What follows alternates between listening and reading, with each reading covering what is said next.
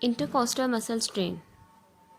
Let's revise the basic anatomy of the intercostal muscles. Intercostal muscles actually lie between our ribs and attaching them to one another. Intercostal muscles are composed of several muscles. It includes internal intercostal, external intercostal, subcostal, transverse muscles. The primary function of the intercostal muscles is to allow the up and down movement of the chest muscle during the inspiration and expiration in the process of breathing. So it functions in also in the stabilizing and forming in the chest walls. So the first question arises in our mind is, what is strain? So a strain is when a muscle stretch, pulls, or partially torn. So muscle strain are a common cause of the chest pain. These intercostal muscles become strained due to rapid movement that include the bending or twisting the torso. So the disability and the rate of recovery depend on the muscle strain grading, which indicates the degree of injury involved. Intercostal muscle strain vary according to the type and intensity of the injury. Strain of intercostal muscle causes the rib or chest pain, upper back pain, affect the breathing pattern. As these muscles involved in the breathing process, patient will present with the shallow, short breathing pattern due to pain. And degree of muscle strain is actually also classified into 3 grades. These grades depend upon the muscle fibers damaged. So the grade under the grade 1 consists of the mild muscle strain, where only some fibers are damaged. So the healing time takes about 2 to 3 weeks. Under grade 2, moderate muscle strain, where more muscle fibers are involved but muscles are not ruptured.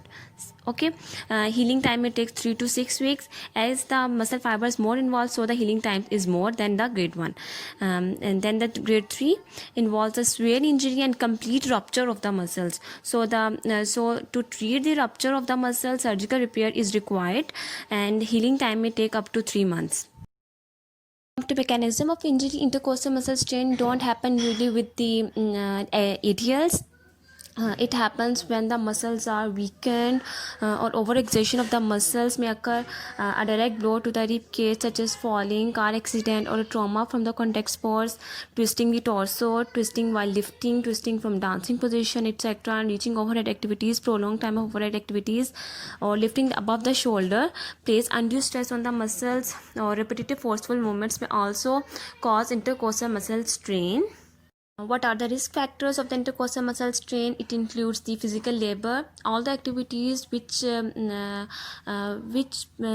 which place undue stress on the muscles, repetitive twisting, prolonged overhead activities, frequent weightlifting. So these all may cause the intercostal muscle strain. High thrust sports, including the use of the repetitive use of the arm, shoulder, upper back, also put stress on the intercostal muscle.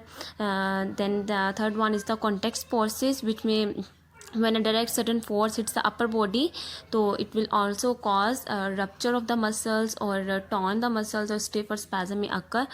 Now come to the clinical presentation of a patient with the intercostal muscle strain. A patient came to your clinic with the sudden severe pain in the upper back or rib cage due to a direct blow or sudden impact, which will depend upon the patient's history. The muscle patient also complained of muscle tension and stiffness due to the injury of causing the upper back pain or stiffness with movement.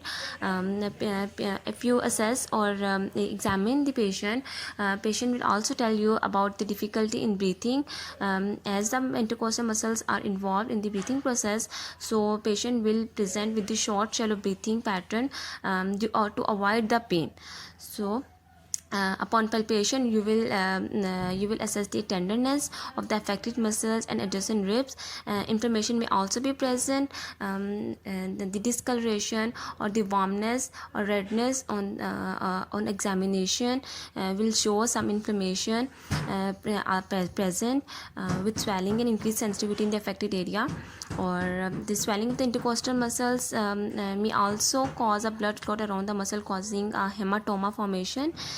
And patient may also tell us the pain, his pain may aggravate with coughing, with side bending activities, with torso twisting activities, all these. These are the clinical presentation or the sign and symptoms of the patient with intercostal muscle strain. Come to the diagnostic procedure, how we diagnose and how we came to know that it is a this patient is a this is a patient of the intercostal muscle strain. So the x-rays or MRI may be or may not be needed for the diagnosis of the intercostal strain, but it is used to rule out the possibility of any of the fracture, rib fracture or internal organ injury. So to rule out these conditions, we will do the x-rays or MRI of the patient.